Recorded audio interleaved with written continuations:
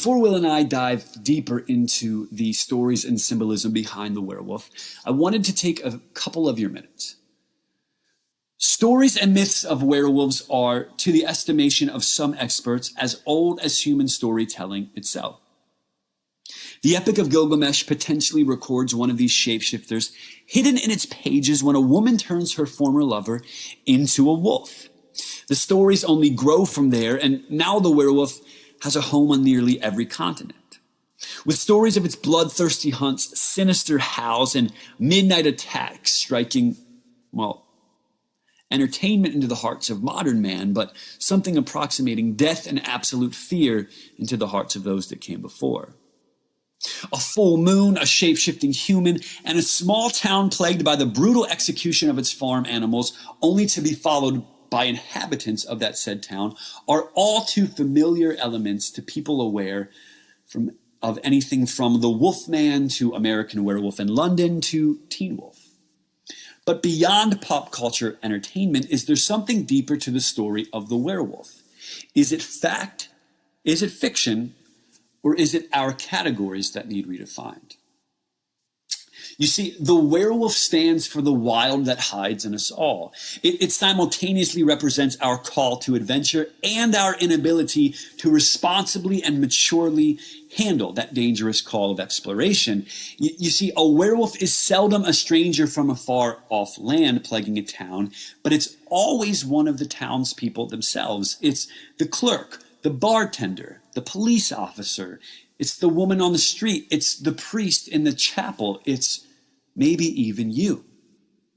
The werewolf is, for most of the day and by most people's perception, just another human being, just another civilized and morally upright citizen.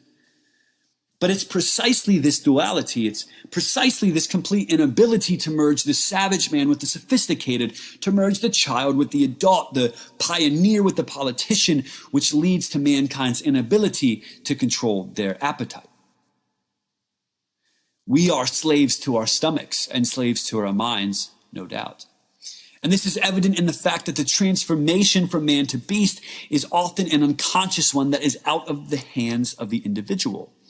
Whether it be a full moon or an intense anger against somebody, whatever brings about that shape-shifting process, the process is always overtaking the human.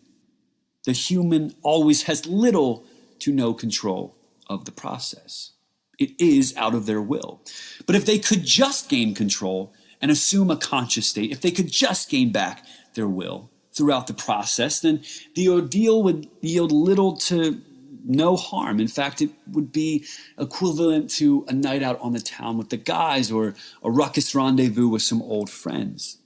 But instead, it almost always ends in the bloodshed of the people who happen to find themselves trapped in the way of the beast. We often find ourselves like this as humans.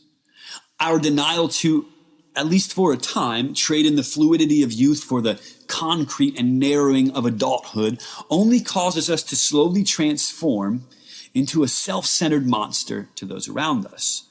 In our minds, we are staying young and free, but in reality, we are growing into adults who still survive off of our mother's milk. We are still students when we ought to be teachers, as it were. And it's in the twilight of our lives, it's when the full moon is overhead and we have unconsciously given ourselves over fully and completely to the beast, it's only then that we realize it's too late. And you see, the evidence that sophistication, or maturation rather, is the only true defeat of the monster within us is evident in the trope of the werewolf and the silver bullet. Silver is symbolic and representative of sophistication, and sophistication is representative of maturation. You are, of course, familiar with the idea that a silver bullet or a silver in general is the only way to take down a werewolf. Hopefully now you can see that correlation. So a werewolf then is an omen of sorts.